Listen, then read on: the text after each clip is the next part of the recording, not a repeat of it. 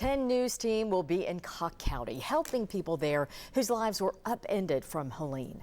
This Wednesday and November 6th, we will sort and distribute donations for those in need.